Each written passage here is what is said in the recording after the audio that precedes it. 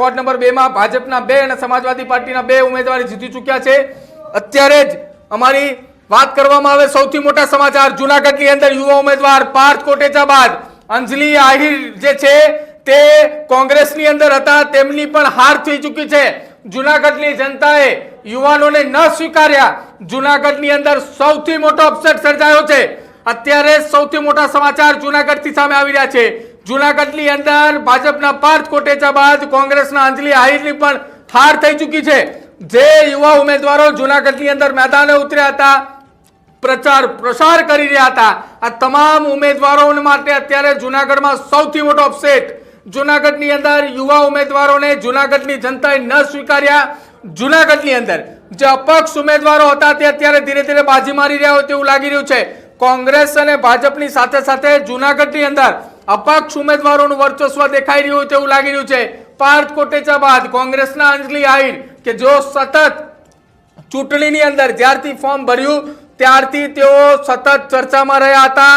જ્યારે જ્યારે તેઓ પ્રચારમાં નીકળતા હતા ત્યારે પણ તેઓ ચર્ચામાં રહ્યા હતા અને આ ચર્ચાની વચ્ચે જ અત્યારે ફરી એક વખત અંજલિ આહિર જે છે તેની હાર થઈ ચૂકી છે।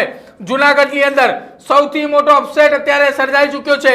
યુવા ઉમેદવારો જે છે તેમની હાર થઈ રહી છે। જૂનાગઢથી મોટા સમાચાર, પાર્થ કોટેચા વોર્ડ નંબર 9 ની અંદરથી હાર્યા અને તેમનું હારનું કારણ અપક્ષ ઉમેદવાર કે જેને સૌથી વધુ મત જે છે તે જૂનાગઢની અંદરથી મળ્યા હતા।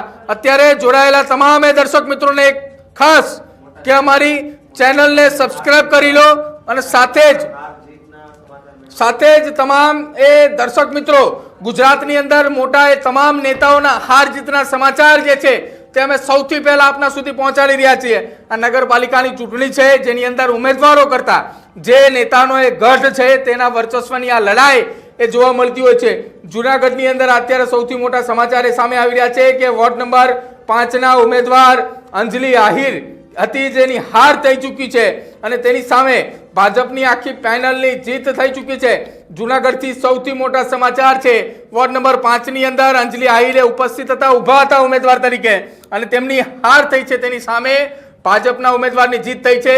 હવે ફરી એક વખત કુતિયાણાની અંદર કુતિયાણામાં મોટા ઉલટફેરના એંધાણ એ નક્કી દેખાઈ રહ્યા છે। સતત કુતિયાણાની અંદર ભાજપ જે છે તે આગળ ચાલી રહ્યું છે। વોર્ડ નંબર 3 ની ગણતરી અત્યારે ચાલી રહી છે।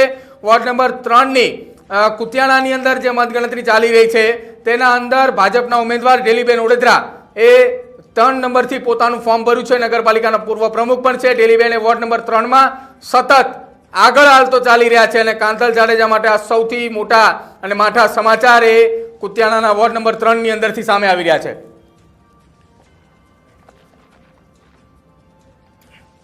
તો બીજી તરફ જૂનાગઢની અંદર અત્યારે સૌથી મોટો અપસેટ સર્જાયો છે। જૂનાગઢની અંદર યુવા ઉમેદવાર પાર્થ કોટેચા બાદ અંજલિ આહિરની હાર થઈ ચૂકી છે। સૌથી મોટા સમાચાર જૂનાગઢ અને સાથે જ રાણાવાવ કુતિયાણા નગરપાલિકા કે જ્યાં સૌથી વધુ ચર્ચાનો વિષય રહ્યો હતો। જૂનાગઢ એટલા માટે ચર્ચામાં રહ્યું હતું કે ત્યાં યુવા ઉમેદવારો મેદાને હતા। જો કે યુવા ઉમેદવારો મેદાને ઉતારતાની સાથે એક બાદ એક યુવા ઉમેદવારોના સમાચાર આવી રહ્યા છે।